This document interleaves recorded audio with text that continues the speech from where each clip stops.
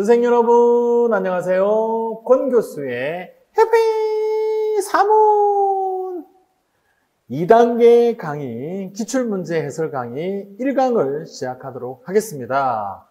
자, 우리 임용 일반사회에서 그렇죠? 사회문화가 문항수가 만만치 않습니다. 전체 23문제 중에서 5문제라고 해도 됩니다. 사회과 교육론이 7문제, 지금 사회문화가 5문제 정도 되고요. 그리고 사회문화도 그래도 출제되는 어떤 그 범위랄까? 그게 어느 정도는 우리가 예측할 수 있기 때문에 충분히 5문제 다 맞출 수가 있습니다. 자, 기출문제 꼼꼼하게 한 문제 한 문제 보도록 할 텐데요. 기출문제에서 제일 중요한 것은 기출문제 자체의 정답이 중요한 게 아니라는 겁니다. 올해, 즉 25학년도에 만점을 받기 위해서 기출문제를 우리가 이용하는 것이지 기출문제 그 자체의 정답이 중요한 것은 아니다 하는 거 여러분들이 명심하시길 바랍니다. 그래서 너무 옛날 문제 또는 뭐 서술형 문제 이런 문제들까지도 정답을 내가 완벽하게 다 이렇게 모아가지고 다 이렇게 뭐 이해를 했다. 그거 그렇게 바람직하지 않습니다. 그냥 그래서 저랑 함께 가주면 좋겠고요. 그리고 이제 우리 임용 문제는 문항수 자체가 많지가 않기 때문에 한 문제 한 문제가 다 소중합니다. 특히나 기출에 나오는 그 제시문의 내용들, 보기나 선택지의 내용들이 참 중요하기 때문에 제가 사회과 교육론 기출 해설, 기출 문제 강의에서도 이야기했지만은 사고입니다. 사고를 정말 푹 고아서 우려내서 하나하나 다 활용할 수 있어야 되겠습니다. 자, 전체 기출 문제들 중에서 출제 가능성이 높은 핵심 기출 문제들을 선별을 했고요. 그리고 수능 문제하고 또 겹치는 부분들도 있기 때문에 수능 문제의 어떤 그 제시문 자료 이런 것들도 충분히 임용시험에서 자료로 활용할 수 있겠다 싶은 것들도 제가 좀 가지고 왔습니다. 그래서 좋은 문제들 제가 다 모았고요. 자, 모아봤더니 제일 뒤에 89쪽에 보면 170번입니다. 170번. 전체 170문제를 우리가 함께 꼼꼼하게 살펴보도록 하겠습니다. 16번의 강의를 통해서 170문제를 우리가 살펴볼 거기 때문에 뭐 평균으로 따지면 한 번 강의 때 한 10문제 정도. 근데 이것은 뭐 꼭 정해져 있는 것은 아니고요. 뭐 어떨 때는 뭐 15문제, 16문제 풀 수도 있고 또 어떨 때는 뭐 7, 8문제를 풀 수도 있습니다. 자, 한 문제 한 문제 저랑 꼼꼼하게 확인해 보실게요. 자, 아주 교재 깔끔하죠? 아주 우리 편집자, 우리 과장님께서 잘 하셔가지고 기분이 좋습니다. 자, 그리고 제가 이제 문제를 해설을 해 나가면서 제 1단계 교재의 쪽수를 이야기할 겁니다. 그러니까 요 쪽수에 정확하게 뭐 100% 일치는 아니지만 정확하게 있는 것은 제가 꼭 쪽수를 말할 겁니다. 예를 들면 1번 문제가 사회학적 상상력인데요. 사회학적 상상력은 제 교재 바로 5쪽에 처음에 바로 사회학적 상상력이 있죠. 자, 이런 식으로 제가 쪽수를 말하는 것은 제 1단계 교재의 쪽수다라는 것도 알아두시고요. 뭐 여러분 1단계부터 제 강의와 함께 하셨다면 뭐 이 교재가 있을 테니까 나중에 복습을 하실 때 한번 그 쪽수를 확인을 해서 좀 더 이해를 돕길 바랍니다. 자, 그럼 1번 문제부터 첫 번째 문제부터 시작해 보도록 하겠습니다. 자, 사회학적 상상력에 관한 문제가 되겠습니다.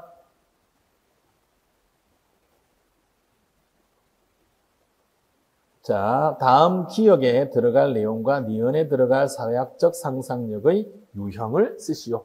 자, 2006학년도에 출제가 되었고요. 그 뒤로는 이제 직접적으로 사회학적 상상력이 출제는 되지 않고 있습니다. 그러면 이제 지금 2025학년도니까 거의 20년이 다 돼 가는데 그동안 안 나왔으면 이제 안 나오는 거 아니에요? 그러면 얼마나 좋겠어요. 또 나올 수 있습니다. 그러니까 이거는 우리가 꼭 챙겨봐야 합니다. 자, 사회학적 상상력 하면은요, 밀스죠. 찰스 라이트 밀스, 미국의 비판사회학자 찰스 라이트 밀스가 사회학적 상상력이다라는 책을 씁니다. 책 제목이. 자, 책을 쓰는데요. 이 사회학적 상상력은 그냥 그 말 자체에서 우리가 느낌이 옵니다. 그냥 어떤 현상을 볼 때 그냥 그러니 하고 그냥 뭐 이렇게 보지 말고 한번 상상력을 가동해 봐라. 이 물건이, 이 상품이 어떻게 해서 지금 내 손에까지 오게 되었는지 한번 상상을 해보자. 그러면서 이제 그 책에서는 커피를 이야기하죠. 커피를 가지고 이제 예를 듭니다. 자, 사회학적 상상력이라는 것은 밀스가 말하기를 인간과 사회, 개인의 일생과 역사, 자아와 세계 사이의 상호작용을 파악하는 정신적인 자질이다라고 했는데요. 조금 아쉽다. 그래서 영국의 사회학자 앤서니 기든스가 이 밀스의 사회학적 상상력을 다시 세수로 이렇게 다시 구분을 해서 이야기를 한 게 바로 여기 나옵니다. 자, 사회 현상을 연구하기 위해서는 사회학적 상상력이 요구된다. 사회학적 상상력에는 앤서니 기든스가 분류하기로 세 가지 형태가 있다. 자, 첫 번째, 역사적 상상력. 현재 우리의 모습이 과거의 유산 속에서 형성되었다는 점을 인식하고 지난날, 그렇죠? 과거죠? 생활 양식과 어떻게 다르며 어떠한 방식으로 변화해 왔는지를 파악하게 해준다. 입니다. 자, 이게 바로 역사적 상상력이고요. 자, 요거, 제 교재 5쪽에 나오는 내용이 되겠습니다. 그 다음 두 번째, 인류학적 상상력입니다. 자, 인류학적 상상력은 비교사회적 상상력이라고도 하죠. 역사적 상상력은 과거와 현재니까 시간이라고 볼 수 있고요. 자, 인류학적 상상력, 비교사회적 상상력은 어떤 공간, 그러니까 같은 시대, 우리나라와 뭐 아프리카, 우리나라와 남미, 그렇죠? 또는 아메리카와 아프리카, 이렇게 이제 어떤 지역적인 비교라고 볼 수가 있겠습니다. 자, 인류학적 상상력은, 자, 그러면 기억에 들어갈 내용을 써야 되겠죠? 받아쓰기 준비! 자, 받아쓰기 준비! 서술형 문제 같은 경우에는요, 그냥 제가 생각하기에 요렇게 작성을 하면, 요렇게 서술을 하면 뭐 정답 처리되는데 뭐 부족함이 없겠다 싶은 것을 제가 이렇게 불러드릴 테니까 여러분들이 필기 받아쓰기 하는 식으로 진행을 하도록 하겠습니다. 제가 이제 이거를 어떤 파일로 만들어서 여러분들에게 제공을 해서 이게 이제 막 이렇게 돌아다니는 것에 대해서 사실은 뭐 어떤 교수님들이고 다 부담이 있으실 겁니다. 그러니까 이제 도마에 올라가는 거잖아요. 적절하다, 적절치 못하다. 그래서 사실은 그게 25학년도 임용시험을 준비하는 데 있어서는 뭐 결정적으로 중요한 것 아닐 수도 있는데, 그래서 요것은 조금 그렇다. 그래서 제가 이제 불러드리는 쪽으로, 강의를 진행을 하려고 합니다. 자, 기억에 들어갈 내용. 각 나라와 지역의 삶의 모습의 차이를 비교해 봄으로써 특정 나라나 지역의 특성을 이해하게 해준다. 인류학적 상상력, 비교사회적 상상력은 어떤 지역이라는 거죠. 나라와 나라, 지역과 지역, 그렇죠? 어떤 공간이라고 그랬죠? 비교하는 겁니다. 그래서 비교사회잖아요. 자, 다시 한번 각 나라와 지역의 삶의 모습의 차이를 비교해 봄으로써 특정 나라나 지역의 특성을 이해하게 해준다. 자, 그리고 역사적, 인류학적 상상력, 그 두 가지 상상력을 바탕으로 우리는 시공간적으로 열린 사고를 할 수 있습니다. 자, 역사적 상상력은 시간적으로 열린 사고, 인류학적 상상력은 공간적으로 열린 사고를 할 수 있게 합니다. 자, 이런 열린 사고는 일정한 가치 판단을 함축하고 있는데요. 가치 판단, 옳다, 그러다, 그렇죠? 적절하다, 적절하지 못하다. 뭐 이런 식으로 이제 말 그대로 가치 판단을 할 수 있는 거예요. 자, 이 판단은 바로 비판적 상상력으로 인해서, 자, 비판적 상상력으로 인해 도출되는 것이다. 그렇죠? 니은에 들어갈 상상력의 유형을 쓰시오. 그랬으니까 그냥 비판적이라고만 쓰면 되겠습니다. 비판적 상상력으로 인해 도출되는 것이다. 자, 이 상상력은, 비판적 상상력은 사회를 바라보는 기존의 시각을 바꾸어. 그렇죠? 기존의 시각을 바꾸어. 비판적으로. 이 비판적이다라는 것은 꼼꼼하게 따져보는 거예요. 그렇죠? 대안적인 미래를 제시하는데 기여한다. 그렇죠? 자, 굳이 기억에 들어가는 것처럼 비판적 사고력도 한번 표현을 해본다면 이룰 수 있지 않을까라고 이제 제가 한번 생각을 해본 거거든요. 받아쓰기 준비! 지금까지 당연시되고 정당화되어 왔던 모든 질서와 가치, 규범을 상대화하고 의문시하도록 해준다. 지금까지 당연시되고 정당화되어 왔던 모든 질서와 가치, 규범을 상대화하고 의문시하도록 해준다. 이렇게. 자, 2006학년도의 문제이지만 2025학년도에 출제되지 않는다라고 확신할 수 없기 때문에 우리가 살펴본 사회학적 상상력 1번 문제였고요. 자, 이제 스타트를 끊었습니다. 자, 이제 사회학의 성립과 고전사회학 이론 나오네요. 자, 고전사회 이론에는 5명 나옵니다. 5명의 고전사회학자들이 나오는데요. 우리 한번 볼까요, 여러분들? 고전사회학자 5명. 자, 사회학의 창시자 오기스트 콩트. 자, 오기스트 콩트. 자, 그다음에 사회 진화론의 대표자 허버트 스펜서. 그렇죠? 그리고 에밀 듀르켐, 아노미. 그렇죠? 분업, 자살. 그렇죠? 듀르켐 나오고요. 마르크스 비판 사회학의 어떤 선구자, 대표자 마르크스, 그 다음에 사회학의 아버지다라는 어떤 평가를 받는 바로 막스 베버, 이렇게 5 학자가 바로 고전사회학자입니다. 단골로 출제가 되고요. 여기서 뭐니 해도 자주 또 많이 출제되는 분은 바로 베버, 그렇죠?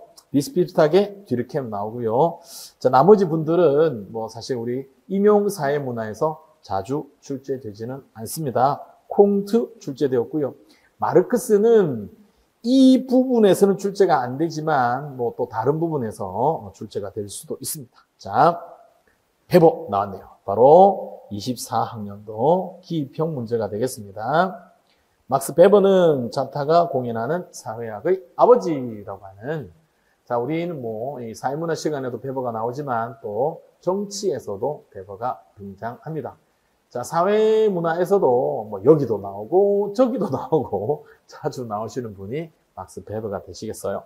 자, 베버는 사회적 행위나 사회 현상들을 비교 연구하기 위해 현상을 구성하고 있는 다양한 내용 중 세세한 것은 무시하고 특징적인 측면만을 부각한 순수 형식이자 분석적 구성물인, 이거 외워야 합니다. 자, 기억은 바로 아이디얼 타입, 이념형입니다. 이념형은요, 이번에 처음 나온 게 아니죠. 이미 나온 게 또 나온 겁니다. 그만큼 이 이념형은요, 출제자들이 그냥 와우 하고 또 내는 거예요. 근데 24학년도에 이념형 기입형이 나왔는데 설마 25학년도에 영거푸 기입형으로 이념형 쓰게 하는 문제가 출제되기는 좀 그렇다, 그죠?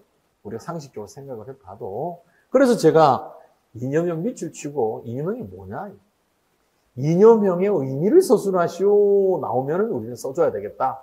그리고 어디서? 그 전년도에 기출해서. 자, 사회적 행위나 사회 현상들을 비교 연구하기 위해 현상을 구성하고 있는 다양한 내용 중, 자, 여기부터 써주면 돼요. 현상을 구성하고 있는 다양한 내용 중 세세한 것은 무시하고 특징적인 측면만을 부각한 순수 형식이자 분석적 구성물. 이게 뭐다? 이념형인 것이죠. 자, 그리고 베버는 개인의 행위, 여기 행위는 당연히 사회적 행위가 되고요. 자, 개인의 사회적인 행위를 이해하기 위해서 사회적 행위를 4가지 유형의 이념형으로 분류했습니다. 자, 요거는요, 제 교재 18쪽에 나옵니다. 자, 첫째, 자, 목적 합리적 행위. 자, 목적 합리적 행위는 권력, 부, 명예 등 말 그대로 세속적인 목적을 달성하기 위해서 가장 효과적인 수단을 동원하는 행위. 그러니까 목적 합리적 행위가 뭐냐? 밑줄 치고 의미를 서술하시오. 배번은 그만큼 이렇게 저렇게 출제될 수 있습니다. 기출 제시문은 정말 우리한테는 너무너무 중요합니다. 자, 권력, 부, 명예 등 세속적인 목적을 달성하기 위해서 가장 효과적인 수단을 동원하는 행위. 이게 뭐다? 목적 합리적 행위가 됩니다. 권력, 부, 명예 하다 보니까 요거 어디서 나온다? 베버의 계층론에서도 나오는 거잖아요. 정치적인 것, 요거 경제적인 것, 요거 사회적인 것. 그렇죠? 자, 둘째가 바로 규범. 자, 규범, 신앙, 이데올로기 등의 실현을 목적으로 하는 행위. 그렇죠? 자, 원래는 여기다가 가치가 들어가요. 근데 여기 들어갈 게 가치 합리적 행위거든요. 그러니까 가치 합리적이라는 걸 이제 여기다 니은에 써야 되는데 여기에 가치가 있으면은 좀 그렇잖아요. 그래서 요건 빼주고 규범, 신앙, 이데올로기 등의 실현을 목적으로 하는 행위가 뭐다? 가치 합리적 행위. 자, 이념형 그리고 가치 합리적 행위. 이렇게 기억과 니은을 잘 쓸 수 있었을 겁니다. 저기. 자, 그리고 이제 기억의 목적 합리적 행위 그리고 니은의 가치 합리적 행위는 다 뭐가 있어요? 합리적이라는 게 있잖아요. 합리적이잖아요. 그래서 이거는 이성적 판단에 입각한 합리적 행위다라는 공통점이 있습니다. 목적 합리적 행위, 가치 합리적 행위예요. 그러니까 둘 다 이성적 판단에 근거한 합리적 행위다라는 공통점이 있습니다. 셋째, 넷째는 그렇지 않다라는 것이죠. 자, 셋째, 전통적 행위는 이성적인 판단에 근거한 합리적인 행위가 아니라 그냥 쭉 있어 온 거예요. 관습적인 행위입니다. 통상적인 관습과 관례에 따라 하는 행위. 이게 전통적 행위. 마지막으로 감정적 행위 또는 정서적 행위라고도 할 수 있어요. 자, 감정적 행위 또는 정서적 행위는 희노애락과 같은 특정한 감정을 표출하는 행위, 표출적 행위라고도 볼 수 있겠네요. 자, 첫 번째 1번 문제. 밀스의 사회학적 상상력을 앤서니 기든스가 세 수로 분류한 것. 그렇죠? 인류학적 상상력, 역사적 상상력. 자, 역사적 상상력은 시간적으로 열린 사고를 가능하게 해주고요. 인류학적 상상력 또는 비교사회적 상상력은 공간적으로 열린 사고를 가능하게 해줍니다. 이 두 가지를 가지고, 그렇죠? 비판적 상상력이 가능해진다라고 했습니다. 자, 그리고 이제 두 번째가, 이번 문제가 배버였습니다. 이념형. 그리고 사회적인 행위를 이념형으로 해서 내수로 분류했는데, 목적 합리적 행위, 가치 합리적 행위.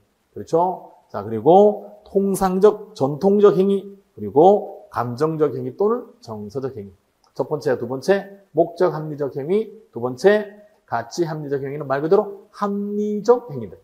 이성적 판단에 합당하게 합리적 행위잖아요. 자, 나머지 둘은 그렇지 않다 볼 수 있습니다. 자, 3번 갑니다. 자, 고전사회학자 중에서 역시 자주 출제가 되는 베버와 더불어서 자주 출제가 되는 에밀 듀르켐입니다. 자, 사회학자, 프랑스의 사회학자 에밀 듀르켐 기능론입니다. 자, 2023학년도 출제가 되었네요.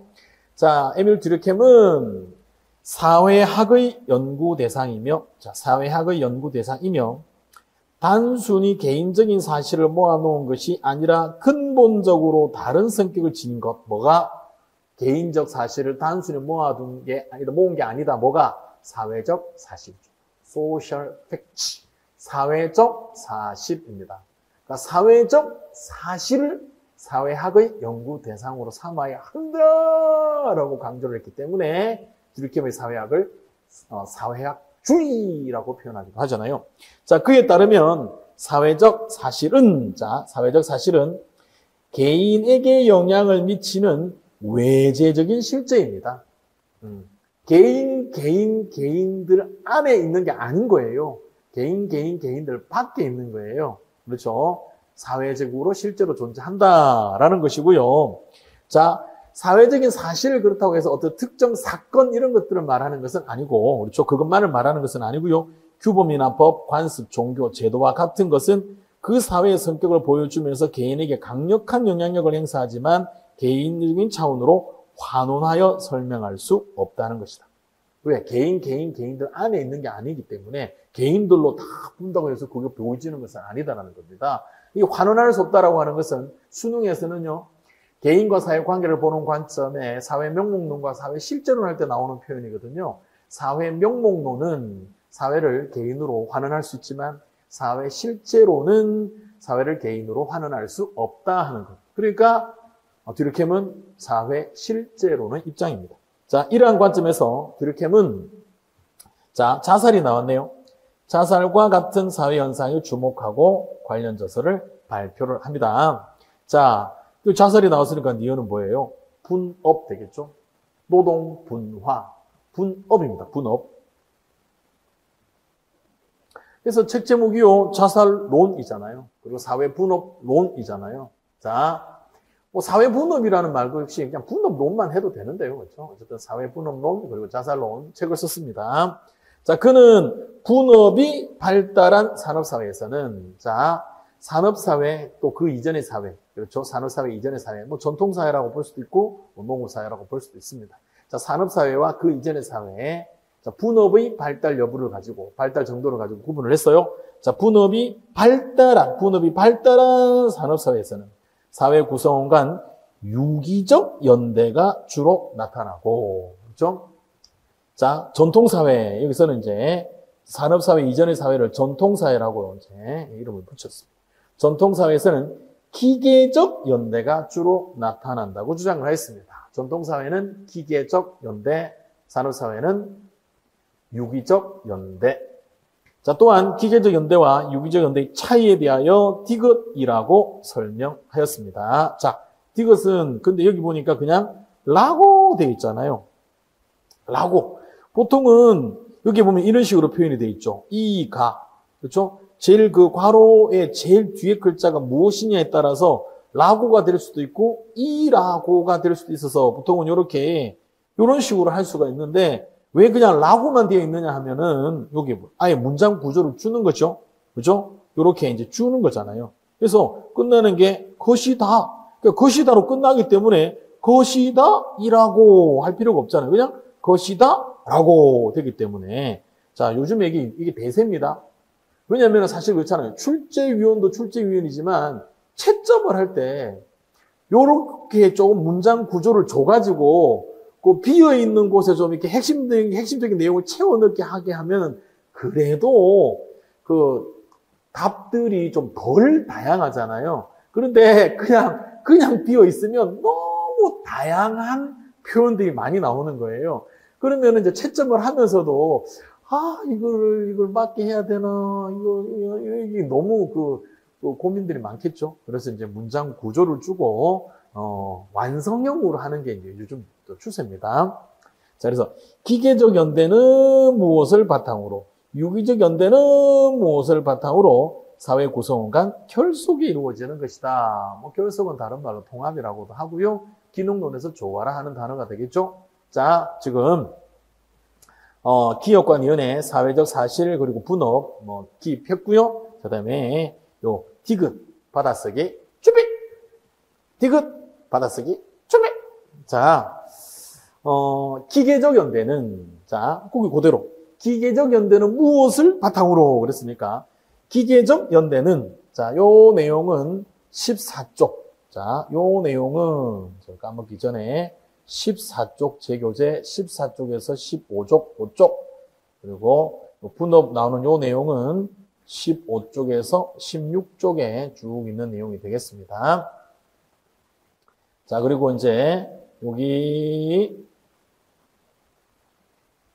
저서에서 사회분업론이라는 책은 1893년에 썼고요. 자살론이라는 것은 1897년에 씁니다. 자, 이제 받아쓰기 준비! 기계적 연대는 공통의 경험과 믿음을 바탕으로, 유기적 연대는 분업에 따른 경제적 교환과 상호 의존 관계를 바탕으로 사회 구성원 간 결속이 이루어지는 것이다. 이런 식으로 하면 좀 과하다 싶기도 하지만, 채점위원 입장에서는, 우와, 대박! 이러면서 만점을 주지 않을까, 정답 처리하지 않을까 생각을 하고요. 근데 꼭 그렇게 막 이렇게 안 써도 사실은 저는 되지 않을까 싶습니다. 더 간단하게 쓸 수 있어요. 자, 기계적 연대는 동질성을 바탕으로,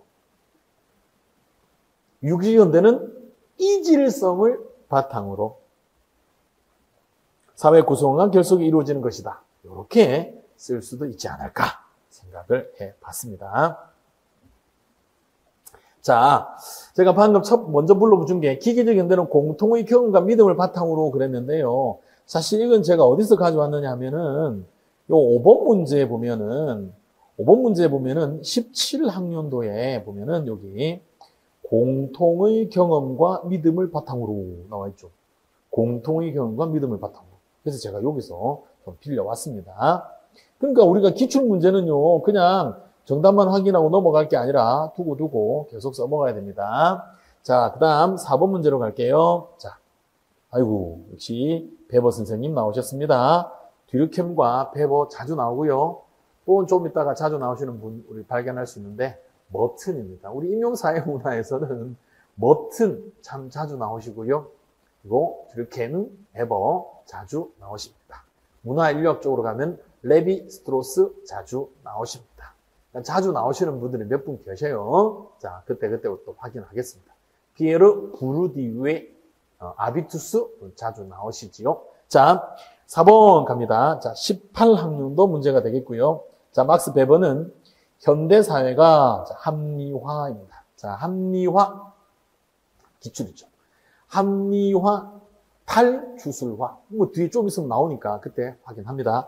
합리화 과정을 통하여 발전해 왔지만 합리화의 역설. 합리화했더니 비합리적인 현상이 나타나더라. 자, 합리화의 역설로 비관적인 결과가 나타날 수 있음을 우려했습니다. 합리화해서 발전이 되어 온 거예요. 이성적 판단에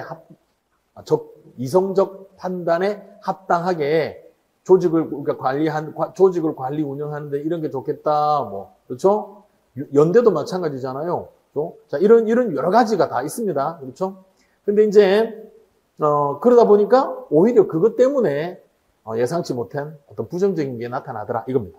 자, 비관적인 결과라고 했어요. 그는 삶의 모든 영역에서 근대적인 이것의 확산이 인간을 수단화하여 빠져나올 수 없는 철창에 가둘 것이라고 두려워합니다. 자, 이것은 제 교재 19쪽에 있고요.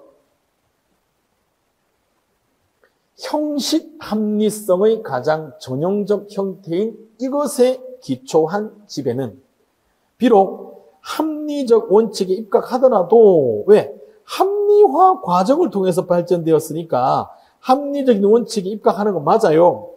사회적 삶의 모든 부분을 규제하려 함으로써 인간 정신을 말살할 수 있다. 인간 정신을 말살할 수 있다. 이게 바로 인간 소외죠. 인간 소외라고 하는 게 인간을 인간이 아닌 것으로 만드는 게 인간 소외입니다.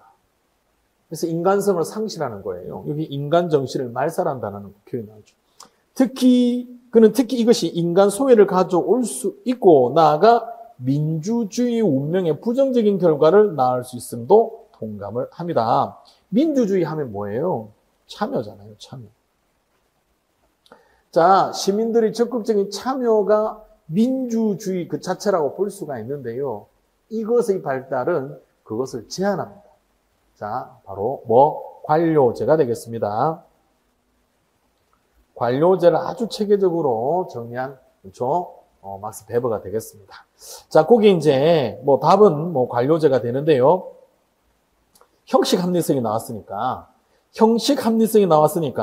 실질 합리성도 보겠습니다. 자, 형식 합리성은요, 자, 합리성에는 두 가지가 있는데, 형식 합리성과 실질 합리성이 있습니다. 형식 합리성의 대표가 관료제예요. 효율적인 조직의 운영을 위한 것, 효율적인 조직의 운영, 이게 목적이거든요. 그러니까 그 목적을 달성하기에 적합한 게 관료제입니다. 그러니까 관료제는 뭐다? 수단입니다. 목적 달성을 위해서 합리적인 수단을 추구하는 것, 이게 형식 합리성이에요. 목적 합리성은 뭐냐? 목적 합리성은 목적 자체를 추구하는 것이죠. 그런데 이 형식 합리성을 추구하다 보니까 관료제가 발달하게 되었는데 이것이 오히려 실질 합리성에 방해가 된다라는 것입니다. 자, 현대 사회에서 합리화 과정이 형식 합리성의 축으로 나가면서 실질 합리성이 훼손될 수 있다라는 것도 경고를 했다고 볼 수 있어요. 그렇죠? 그러니까 기업을 효율적으로 활용하기 위해서 매뉴얼, 뭐 방법과 절차, 뭐 이런 것들을 다 이렇게 만들어 놓은 거잖아요. 그런데 갑자기 어떤 문제가 발생을 했을 때 이거 해결을 해야 되는데 매뉴얼에 그 내용이 없다. 할 수가 없는 거예요. 매뉴얼에 따라야 하기 때문입니다. 매뉴얼에 없는 걸 하게 되면 책임을 지고 징계를 받아야 돼요. 아무리 어떤 경험과 순간적인 판단으로 매뉴얼에 없지만, 심지어 매뉴얼에는 A를 하라고 되어 있지만 이걸 A를 하지 않고 B를 했다 이랬을 때는요, 뭐 심지어 그 문제를 해결했다 하더라도 문제가 발생할 수 있는 이겁니다. 왜?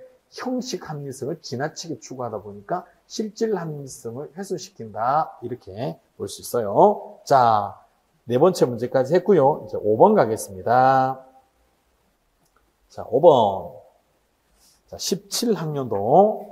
자, 방금 요 밑에 부분 하면서 이미 어느 사회학자 누군지 알죠? 자, A는 사회학 발전에 기여한 초기 사회학자입니다. 초기 사회학자니까 고전 사회학자이죠. 사회학의 창시자 오기스트 꽁트이고요. 사실 오기스트 꽁트는 뭐 사회학의 어떤 발전이라기보다는 말 그대로 그냥 사회학의 창시입니다. 창시.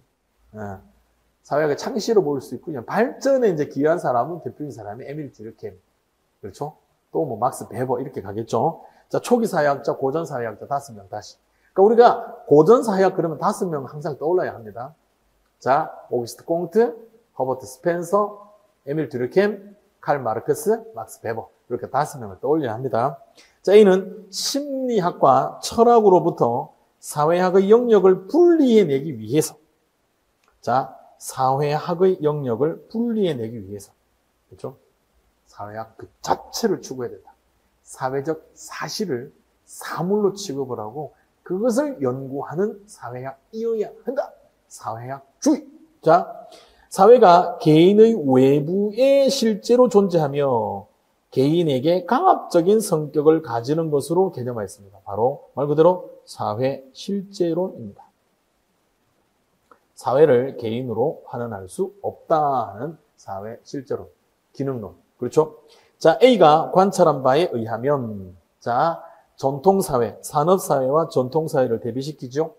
자, 전통사회에서는 사회의 대부분의 구성원들이 유사한 직종에 종사하며, 그래서 제가 간단하게 쓰면은 기계적 연대는 동일성을 바탕으로, 동일성 대신에 여기 있는 것처럼 유사성을 바탕으로 할 수도 있습니다. 엄청 뭐 생각이 안 날 때는 그렇게 간단하게라도 써야 되겠죠. 자, 사회 대부분의 구성원들이 유사한 직종에 종사하며 주로 뭐 농업이나 수공업 뭐 요 정도 되겠죠. 공통의 경험과 믿음을 바탕으로 서로 결속되어 있었다. 이게 무슨 연대? 기계적 연대이죠. 그러나 산업화와 도시의 확장으로 뭐가 증가했다? 뭐가 증가했다? 분업. 또 나오죠.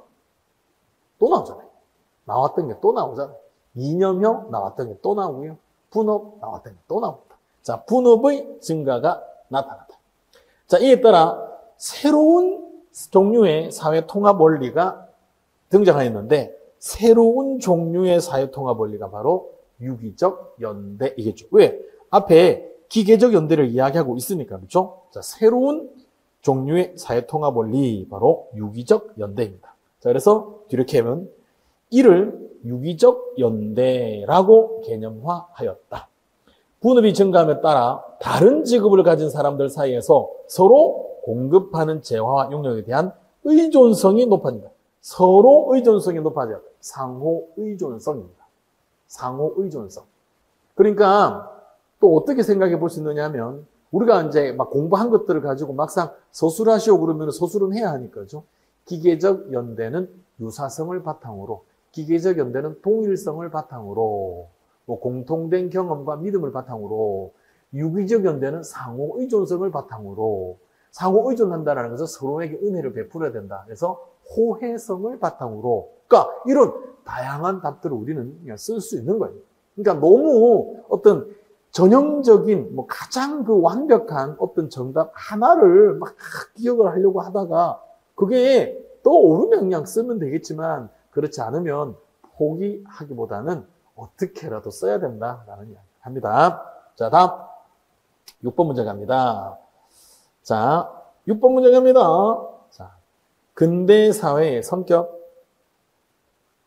요거 쪽수를 요건 제 교재 15쪽에 나오는 거고요. 자, 요 6번 문제는 제 교재 19쪽에 나옵니다. 근대 사회 성격 그리고 서구적 삶의 양식이 세계적으로 확산된 이유에 대한 베버의 견해는 마르크스의 견해와 매우 대조된다. 뭐죠? 마르크스와 베버는 아주 대조가 됩니다. 마르크스가 형이에요.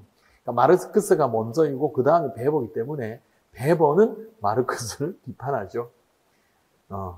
유물론적 역사 해석, 유물론적 역사관을 그냥 강하게 해석을 비판을 합니다. 그래서 쓴 책이 바로 청교도 윤리, 프로테스탄트 윤리와 자본주의 정신이라는 거 있잖아요. 그렇죠? 자, 베버의 견해는 마르크스의 견해와 매우 대조된다. 자본주의를 규정하는 특징을 계급 갈등으로 파악한 마르크스는, 그렇죠? 계급, 지배 계급과 비지배 계급 간의 갈등. 자본주의는 뭐예요? 유산 계급, 부르주아와 무산 계급, 프롤레타리아 간의 갈등, 계급 투쟁. 자, 반면에 베버는 자, 과학과 관료제, 과학과 관료제 역시 기출이잖아요. 그렇죠? 과학과 관료제라는 거대한 조직체의 출현으로 파악하였다. 다르다. 베버는 과학적 특징을 서구 사회의 가장 두드러진 특징으로 보았으며, 과학과 관료제. 관료제는 대규모 조직의 효율적 운영을 가능하게 하는 유일한 방법으로 경제적, 정치적 성장과 더불어 확장될 것이라고 예상을 했습니다. 그렇죠? 베버는 과학, 근대 기술과 관료제의 발달을 통틀어 합리화, 그렇죠? 합리화, 탈주술화라고도 합니다. 주술화, 주술적인 것, 미신적인 것, 그것을 뛰어넘는 이성의 판단, 이성적 판단에 따른 것. 그렇죠? 합리화라고 지칭했다. 자, 이것은 기술적 지식의 기반 위에서 효율성의 원칙에 따르는 사회적, 경제적 삶의 조직화를 의미한다. 자, 합리화라는 세 글자를 기입형으로 출제하는 문제에 뭐 여러 번 나오잖아요. 이제는 뭐가 나올 수 있겠다? 합리화의 의미를 서술하시오. 자, 베버가 말한 합리화의 의미를 서술하시오. 그럼 뭐예요? 기술적 지식의 기반 위에서 효율성의 원칙에 따르는 사회적, 경제적 삶의 조직화. 이렇게 수준이 되네요. 자, 사골. 다시 한번 강조합니다. 자, 탈주술화. 주술적인 것으로부터 벗어난다라는 것이죠. 근대 서양 사회가 미신적, 주술적 세계관에서 벗어나는 것, 이것을 탈주술화 또는 합리화라고 표현을 했습니다. 자, 니체가 여기서 등장을 하는데요. 자, 니체 하면 유명한 표현 있죠? 신은 죽었다. 자, 신은 죽었다라는 니체의 선언 이후에 이제는 신이 죽었으니까, 신이 없잖아요. 신이 모든 것들을 다 설명해 줬는데 신은 죽었으니까, 그렇죠? 자, 종교로 어떤 주술적인 것, 미신적인 것, 종교적인 것으로 설명하던 거기서부터 이제 벗어나야 된다. 그렇죠? 그래서 종교론에서 벗어나 베버의 근대화론을 통하여 주장된 것이 바로 탈주술화. 탈주술화. 그러면 주술적인 것으로부터 벗어나는 건데 항상 그렇잖아요. 여기 탈주술화라는 말에서 멈춰 있으면 안 되는 거거든요. 지금은 우리 정보사회라고 하는데 정보사회도 처음부터 정보사회라고 부르지 않았죠? 처음에는 뭐예요? 탈산업사회라고 그랬잖아요. 탈산업사회. 그러니까 산업사회 그 이후의 사회 그랬잖아요. 산업사회 그 이후의 사회 이렇게 계속 있으면 안 되죠. 그러면 산업사회와는 다르기 때문에 산업사회를 산업사회다라고 부르는 것처럼 즉 산업사회를 탈농업사회라고 부르지 않고 산업사회다라고 부르는 것처럼 산업사회 그 이후의 사회도 탈산업사회라고 그냥 내버려 두면 안 되고요. 그 어떤 성격의 특징에 맞는 이름을 붙여야 되잖아요. 그래서 정보사회라고 하듯이 탈주술화 있으면 안 되고요. 주술로부터 벗어났는데 그럼 뭐냐? 뭐 하자는 거냐? 합리화입니다. 그래서 합리화라는 표현이 탈주술화라는 표현을 이제 대신하는 표현이 되겠습니다. 자, 계속해서 7번 문제 가겠습니다. 자, 7번 지금 계속 고전사회학자 등장하고 있습니다. 자, 14학년도. 자, 다음은 어느 학자의 주장을 재구성한 것이다. 해당 주제에 관련된 개별 현상들을 하나의 일관된 사유상으로 종합함으로써 얻어진다. 검증 가능한 가설도, 구체적으로 존재하는 현상에 대한 기술도, 현상들이 통계적인 평균치도 아닌 순수한 개념적 구성물 나왔네요. 자, 2014학년도에 출제가 된 게 2024학년도에 나왔잖아요. 이거 뭐예요? 이념형이잖아요. 아이디얼 타입, 이념형이잖아요. 자, 우리가 기출 열심히 하는 이유가 계속해서 확인이 됩니다. 분석적 구성물이라는 표현이 나오고 있어요. 자, 이것도 제 교재 18쪽에 있는 내용이 되겠습니다.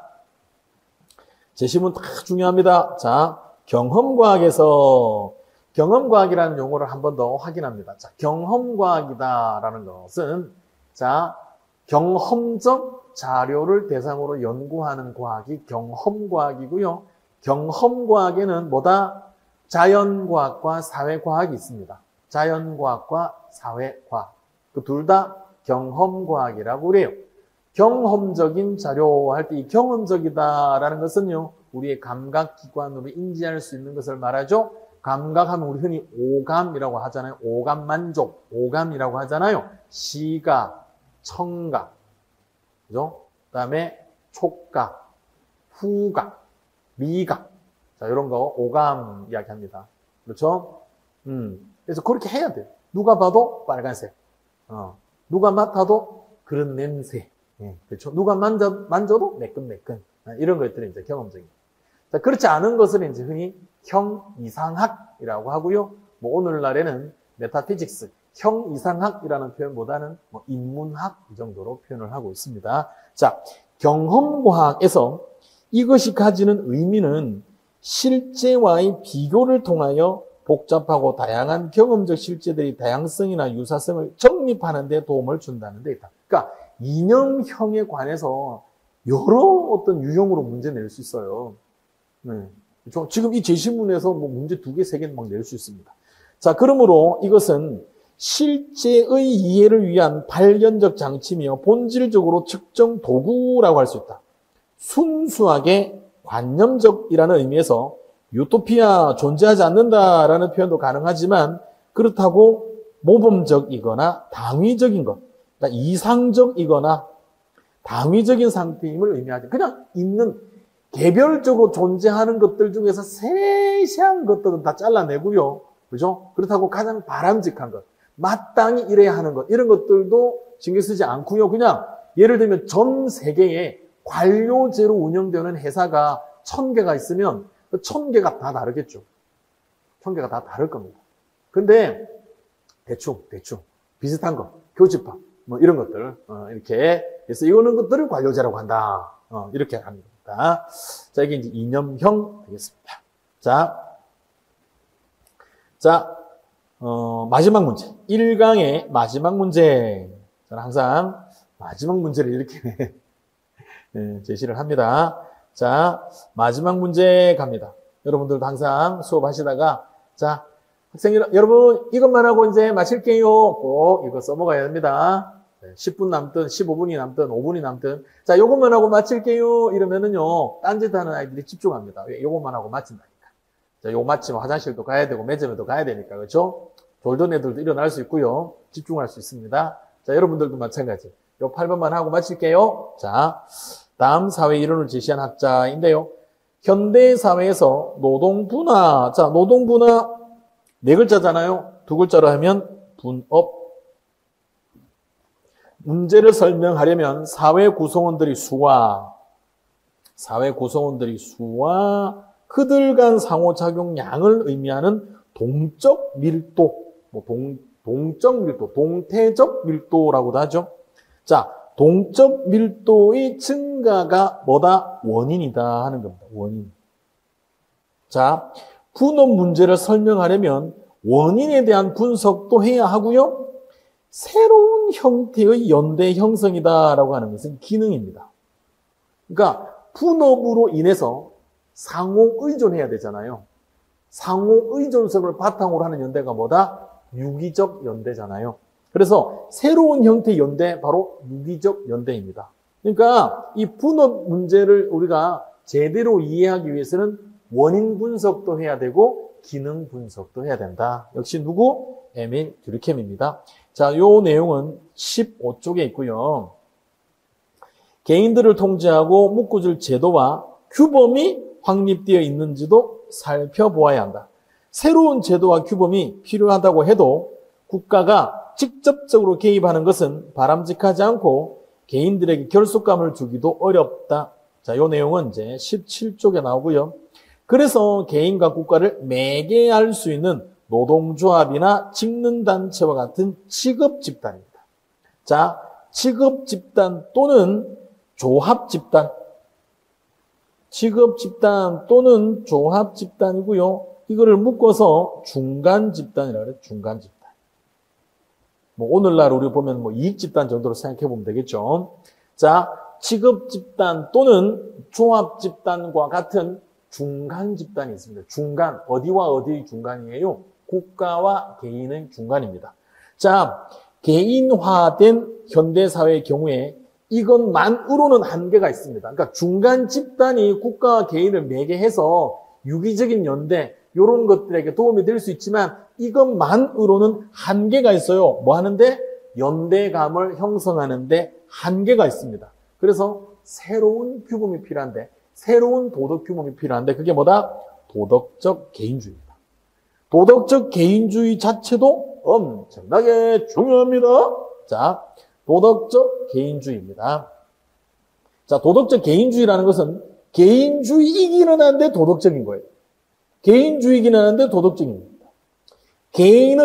개인의 자율성과 권리를 중요시하면서도 타인에 대한 공감과 배려를 강조하는 대안적 사회규범이다라고 듀르켐이 설명한 도덕적 개인주의 꼭 기억을 해야 합니다.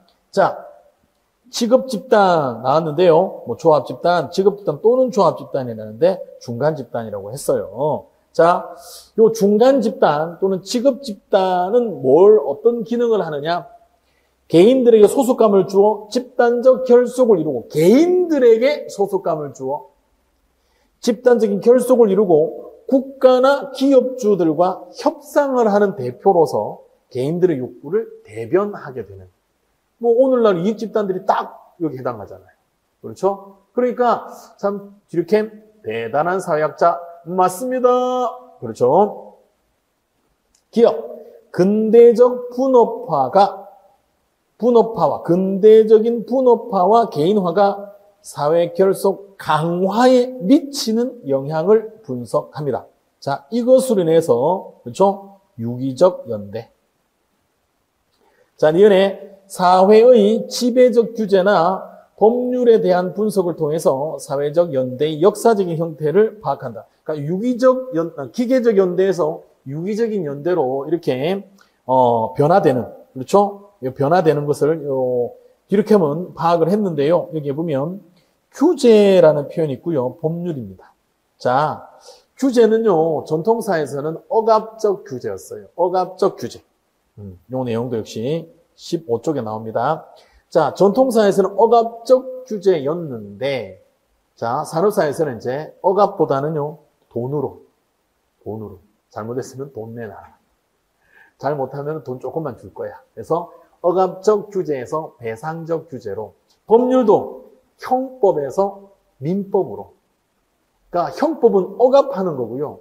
민법은 돈 계산하는 거잖아요. 자, 그래서 그것도 뭐 알아둬야 되겠네요. 자, 억압적 규제에서 배상적 규제로, 자, 형법 중심에서 민법 중심으로 연구해 보니 그렇더라 하는 겁니다. 자, 디귿하네요. 사회의 정치적 지배 유형, 사회 단위 유형, 사회 조직의 유형 등과 지식 발달과의 연계 양상을 분석하는 것은 콩트, 오기스트 콩트가 됩니다. 자, 여기 지식 발달. 지식 발달. 자, 콩트가 말한 세 가지. 정신적 진보의 3단계 법칙. 정신적 진보, 지식과 정보. 정신적 진보의 3단계. 그렇죠? 첫 번째가 신학적 단계. 두 번째, 형이상학적 단계. 세 번째, 실증적 단계 또는 과학적 단계. 자, 요거. 그렇죠? 그리고 거기에서의 어떤 지배 집단을 이야기하는데요. 신학적 단계에서의 지배 집단은 사제와 군인이고요. 사회 단위, 그렇죠? 사회 단위, 가족입니다. 그러다가 형이상학적 단계로 들어오게 되면은 지배 집단은 성직자와 법률가가 되고요. 사회 단위는 국가가 돼요. 과학적 단계로 오면 실증적 단계, 과학적 단계로 오게 되면은 지배 집단은 공업 경영자와 과학자, 공업 경영자와 과학자가 되고요. 사회 단위는 인류 전체가 됩니다. 자, 이런 식으로 정말 대단합니다.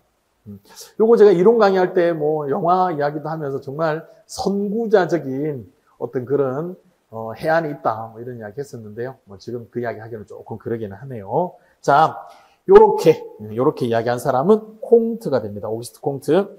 사회 현상을 정교하게 설명하기 위해서는 사회 현상에 대한 원인 분석과 기능 분석, 그렇죠?